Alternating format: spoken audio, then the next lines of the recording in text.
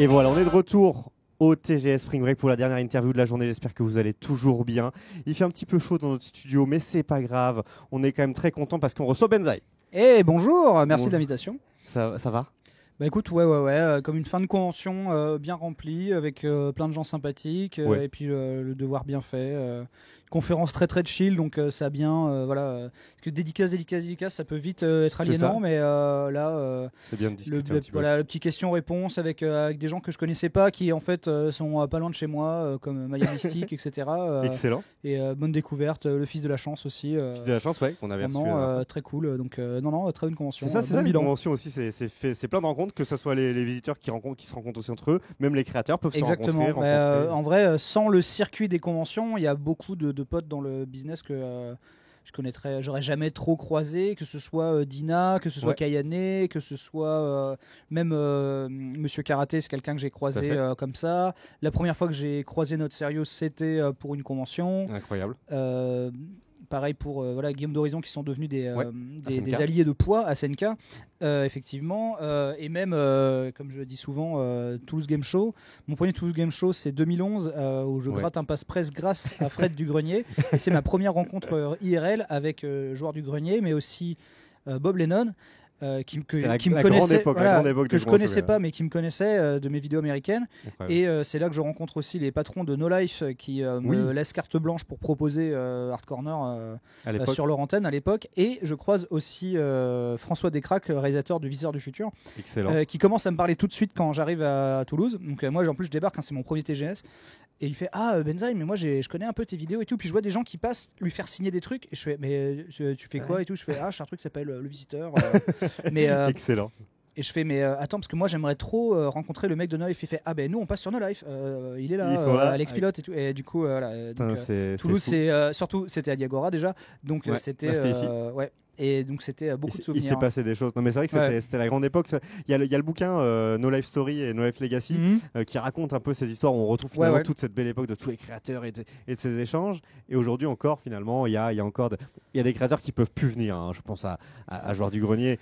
Ils se déplacent plus en fait. Je pense c'est surtout que quand tu es overbooké et que tu as un enfant en bas âge, tu fais le choix. Voilà, parce que le problème d'être si demandé, c'est que tout à coup s'offre à toi le choix de devenir soit un forain qui fait toutes les foires à la saucisse, et tu pourrais en vivre bien, mais tu n'es plus chez toi. Donc en fait, est-ce que tu fais des vidéos pour être invité à des conventions et cachetonner là-bas, ou est-ce que tu es invité parce que les gens adorent tes vidéos? Et en fait, faut pas que l'un prenne le pas sur l'autre, sauf suivant ce que tu aimes faire, quoi. C'est ça. Après, il peut y avoir aussi le côté peut-être exceptionnel où tu viens parce que tu viens présenter un produit sur lequel tu as travaillé. Je vois, nous on a rencontré Nota Bene quand il sort ses bouquins, il aime bien rencontrer parce qu'il y a un échange public. Tu fais la tournée, et voilà, là c'est important. On va quand même remettre les bases. On t'avait reçu sur le plateau, tu t'en souviens peut-être pas, c'était à Bordeaux Geek Fest en 2022. Ah si, bien sûr. Donc c'était totalement impromptu d'ailleurs. Oui, t'étais visiteur. T'étais visiteur à l'époque. Il y avait ce mur en briques. Oui, le mur est resté, et puis il y a d'autres choses qui s'ajoutent au fur et à mesure, etc. Est-ce que aujourd'hui, en 2025, comment tu te présentes? Parce que ça, c'est marrant, cette question-là, on change d'année en année. Alors, moi, je suis donc Benjamin Daniel, et je suis vidéaste, réalisateur, auteur, écrivain, doubleur. Mais ce qui est quand même très pompeux pour dire, voilà, je fais des conneries, je fais le clown sur Internet. C'est juste que je mets de plus en plus de soins tout en bâclant tout autant de choses que j'en soigne d'autres. Et je suis streamer aussi. Et en fait, c'est vraiment 50-50 en termes d'activité pure et de chiffre d'affaires, pour vraiment parler très nettement, enfin, aux yeux de la loi, quoi, et du fisc. Je suis autant streamer. C'est quoi ton code APE? C'est ça. Je suis autant streamer que vidéaste, mais on reste sur quelque chose d'indé et de semi-indé. Même si maintenant j'ai la chance d'avoir plutôt un local, d'avoir un employé incroyable. Et croyez-moi que à mon échelle, c'est déjà vraiment le bout du monde, parce qu'on reste finalement une petite chaîne, quoi. Ouais, excellent. Et tu fais principalement des choses, enfin même exclusivement des choses qui te plaisent. Et ça, c'est hyper important. J'essaye de faire un maximum de trucs que je kiffe, effectivement. C'est-à-dire que genre Hard Corner, c'est mon concept, c'est mon bébé. Les chroniques ciné, personne m'a demandé d'en faire. Et après, voilà, j'ai des sketchs qui vont poindre, des petites vidéos parodiques, forcément des placements de produits, mais on essaie d'allouer, de lier l'utile à l'agréable en général.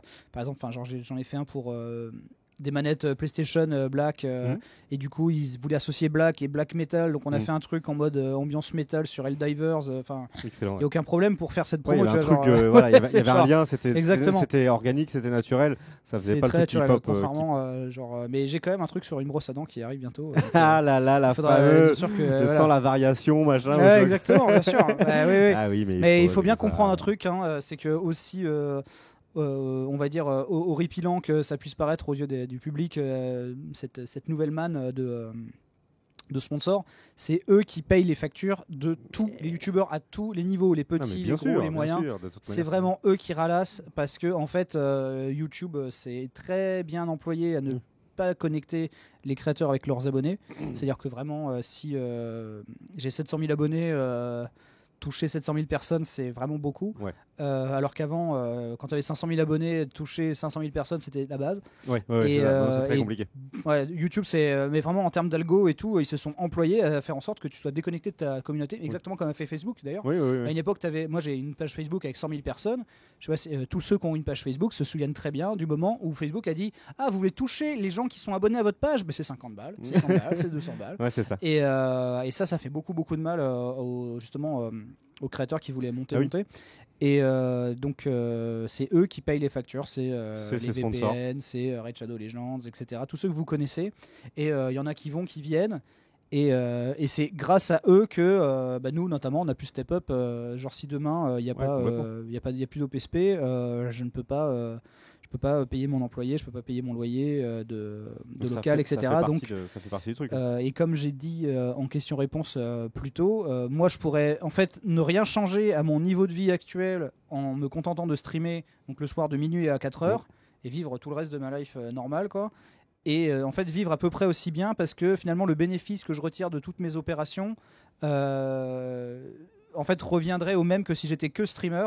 C'est donc tout ce qui convient à Benzaï TV, tout ce qui est collé à Benzaï TV, là où j'ai le plus d'abonnés pourtant, finalement vu ce que ça coûte de le faire tourner, finalement en fait on travaille pour avoir le droit de travailler, quoi. De ce côté-là, mais ça reste le projet dont je suis le plus fier, ça reste ma vitrine, ça reste ma passion, ça reste mon travail. En fait, c'est ça que je vois comme du travail, alors que je sais que je pourrais totalement reporter ce stress et des deadlines sur le stream, et du coup mal vivre quand le stream a fait moins 20%, moins 10%, comme YouTube te casse les couilles à chaque fois que tu postes une vidéo en mode genre ça a bidé, ça fait 1 heure.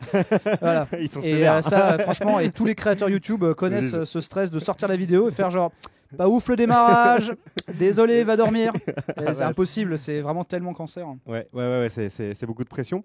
Et en plus, toi, à côté de ça, tu te dis, je vais pas me contenter de ça, et tu te lances sur plein d'autres projets, quoi. C'est-à-dire, t'as parlé du film, en fait, il y a de la BD aussi. C'est ça, ouais. Alors j'ai très peur de passer à côté de quelque chose, en fait, mais en fait aussi bien dans les OPSP. C'est-à-dire, tu dis genre, mais toute ta vie, t'aurais rêvé qu'on te file 2000 balles pour jouer à Raid Shadow Legends, donc évidemment que tu vas la faire, même si le jeu te passionne pas plus que ça, etc. Tant que tu le communiques bien avec tes abonnés, que tu dis bien collaboration commerciale, tu dis voilà, bon, c'est clair, promis, on joue à Doom après, etc. Et que t'essaies pas de les zombifier. Évidemment que le gosse qui est en toi te mettrait des calottes s'il disait quoi, t'as refusé 2000 balles pour jouer à un jeu PS5 parce que t'aimes pas trop le jeu et que tu l'as même pas testé, mais tu vois, genre, et faut bien comprendre. Donc t'as un peu ce FOMO vis-à-vis de ça. Et t'as aussi, moi j'ai aussi le FOMO de me dire genre, mais si je veux sortir une BD, si je veux faire du doublage, si je veux faire un jeu vidéo, si je veux faire un film, si je veux il faut que je me lance maintenant, quoi. Et quand je vois qu'on a annoncé la production du film Hard Corner 1 an et demi après avoir commencé Hard Corner, ça paraît complètement fou. Parce que genre un streamer un mec qui serait apparu genre en 2022-23, si en 2025 il t'annonce on va faire machin le film, tu serais là genre bon, calme-toi, tu vois. Attends, et en fait et tout me brûlait les doigts parce que effectivement mais parce que je trouve que internet c'était tellement intense fin 2000 début 2010 que vraiment je le vivais en année chien, quoi. Alors j'étais plus jeune aussi, fallait aller super vite. Faut bien se rappeler que moi je commence les vidéos à faire du fansub en 2007, mais en 2008 je commence vraiment à me mettre en scène. Mais en avril 2009, je suis déjà à Chicago avec le Angry Video Game Nerd, le Nostalgia Critique, à faire un crossover. J'ai l'impression que, tu vois, genre que c'est fini. Genre l'avant-garde. Maintenant, je peux pas revenir en arrière, tu vois, genre c'est vraiment, c'est terminé. Et même si je gagnais rien du tout.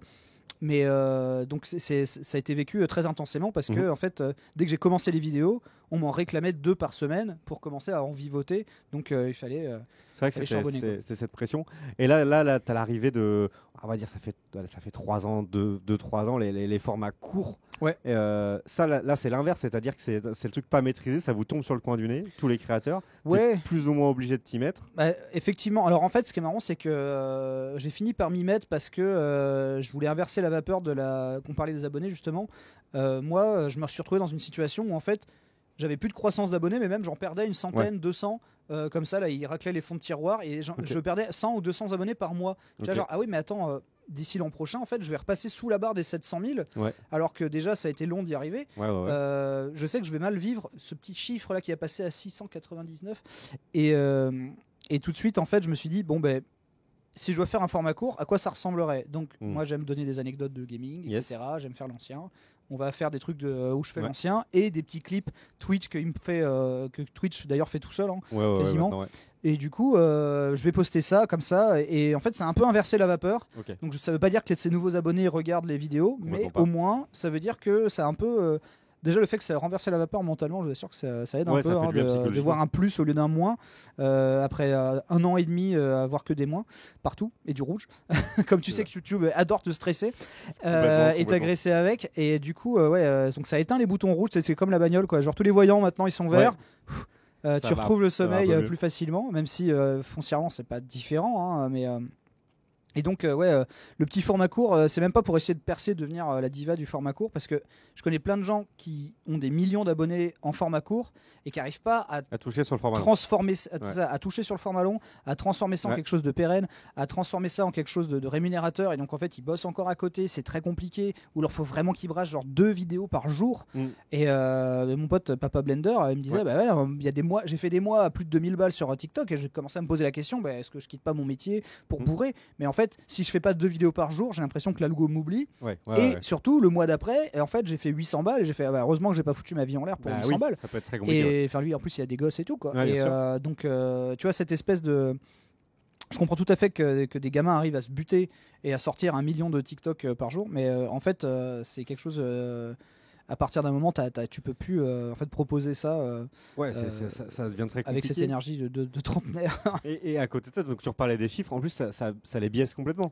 C'est-à-dire qu'aujourd'hui, finalement, le chiffre de l'abonné, là, je pense que d'ici. C'est le curseur le plus pourrave en fait. D'ici 3-4 ans, en fait, le top France ne sera que des gens qui font beaucoup de shorts parce qu'en fait, on chope des abonnés. Non, mais tu vois, genre parce que en fait. Tu verras que, comme tu dois le savoir, mais tous les articles qui sont sur les classements de youtubeurs, machin, c'est toujours une verticale qui les arrange pour le classement. Tu vois, genre Thibaut Inchep, premier youtubeur de France, en fait, c'est pas vrai. Tu vois, genre, c'est pas la cohue et tout, il ne touche pas plus de gens sur une vidéo normale, longue, etc., où on essaie d'aller chercher les abonnés justement. Il ne fait pas plus de vues qu'un Squeezie, qu'un Cyprien, etc. C'est juste tu vois, par exemple, Maya Mystique, on en parlait. C'est comme une cosplayeuse qui a 12 millions d'abonnés. C'est gigantesque. C'est genre vraiment, tu te rends compte, elle est techniquement, ça voudrait dire si ce curseur était incroyable, elle est 8e de France. Et voilà, elle serait l'élite de France du YouTube et genre ce serait une émeute là au TGS. Alors elle a beaucoup de monde, et en fait elle me dit mais non, mais ma communauté c'est des Espagnols, etc. Ça nous a dit, on l'a reçu. L'algo nous avait parti. C'est les 5e les Français. C'est ça. Tu te rends compte, c'est les 5e. Et du coup, ça veut pas dire. Donc, est-ce que du coup, on peut dire que c'est la cosplayeuse la plus connue de France? Pas forcément. Non, c'est la plus connue, c'est la française la plus connue, mais c'est pas la plus connue en France. Et Thibaut, et tu vois, genre, et les gens utilisent Thibaut Inchep, etc., pour commencer à comparer avec d'autres gens qui font un contenu qui est diamétralement opposé. Et en fait, ça n'a rien à voir comme curseur. Je préfère 500 fois avoir un demi-million d'abonnés et toucher 500 000 personnes par vidéo. Tu vois, un peu comme Not Serious par exemple, tu vois, il touche beaucoup plus de gens que son nombre d'abonnés. Et sa chaîne est dans une santé qui est maximale par rapport à d'autres gens que je connais qui ont des chaînes avec 1 million, le sacro 5 millions, 1 million 200 000, 1 million 300 000 abonnés. Et ils font des vidéos en mode genre il faut qu'on parle, les mecs, c'est hyper important, j'ai un gros truc à vous dire. Et ils font 50 000 vues et ça doit être crève-cœur, tu vois. Et YouTube s'emploie à ça. Complètement. Et donc en fait, ça veut dire que le curseur d'abonnés, il faut vraiment le prendre entre parenthèses. C'est comme le curseur des follow sur Twitch. J'ai 200 000 follow sur Twitch aujourd'hui. J'ai moins de viewers que quand j'en avais 50 000. Oui. Donc c'est vraiment en fait c'est toujours la dynamique qui est la plus importante comme métrique et c'est la plus chiante à calculer. Mais en fait, c'est la seule qui compte exactement. Faut pas oublier que même YouTube était en concurrence avec Google Vidéo et Google Vidéo avait des milliards pour concurrencer YouTube, mais YouTube avait le vent en poupe. Donc ils ont acheté directement. Personne ne me parle de Google Vidéo. J'ai mis des vidéos sur Google Vidéo, les gens me disent c'est quoi ça. Oui, on en reparlera. Bon, revenons-en un petit peu sur l'actuel. On fait une interview qui est assez courte. Est-ce que là, tu as des projets en cours? Est-ce que tu as des choses dont tu as envie de parler? Peut-être que quand tu rencontres comme ça tes abonnés aussi, ça t'inspire, les gens qui viennent te voir. De quoi tu as envie de nous parler? Ça me rappelle que le Hard Corner Doom ne se fait pas tout seul, donc il est temps que je rentre chez moi. Mais en plus, alors oui, parce qu'on parlait du projet Touche à tout, je suis quand même en concert à l'Arcadia. Donc qui est le bar de Fred et Seb qu'ils ont monté à Fougères. En fait, je suis en concert de mix avec Squartune Magicienne sous mon acronyme DJ Benzizi pour balancer des tubes ringards version dubstep. Et si vous aimez Jen Ali, des tubes de Colonel Rayel version jungle, bien sûr. Mais ouais, c'est vrai. Voilà, si vous aimez vraiment des vieux tubes ringards, etc., ou genre vous l'écoutez Barba Papa version dark trance synth. Donc le rendez-vous est posé. C'est vraiment, ça va être n'importe quoi, mais c'est la première fois qu'on le fait en live alors qu'on l'a fait 2 fois en stream. Okay, mais là, ce sera streamé et live stage. Du coup, ça n'a aucun sens de faire c'est ça. Génial, c'est génial. Mais ça va être incroyable. Et donc j'aime bien parler de ça. On est en train d'imprimer la BD Star Barbare, qui a été un projet de longue haleine, de longue date, avec mon ami Harry Partridge, qui est donc un succès de cartoon, notamment que je double avec Bob Lennon, mais qui est un succès très retentissant outre-Atlantique. Et donc la BD là est traduite en français, elle va sortir dans un maxi format. Elle est en impression, les gens qui ont précommandé vont les recevoir. On arrive aussi à livrer une trentaine de grosses statuettes peintes à la main. Donc ça va être excellent. Ça va être stylé. Et ça, c'est un vrai kiff de se dire on est capable de le faire, de le faire full indé, tu vois, genre il n'y a pas d'éditeur à part nous-mêmes. On l'a fait sur notre plateforme, vraiment, c'est cool quoi. Donc ça, mais c'est épuisant. Effectivement, sachant que je suis en train de finir d'écrire un deuxième recueil de blagues sur Harry Potter en BD qui s'appelle Bloody Harry. Donc c'est moi l'auteur des Bloody Harry 5 et 6. Donc le 6 est à paraître, mais on est en train de le boucler avec Alexandre Arlen, l'auteur des 4 premiers, qui en fait reste storyboarder, et du coup il y a une autre illustratrice qui passe derrière qui s'appelle Manon.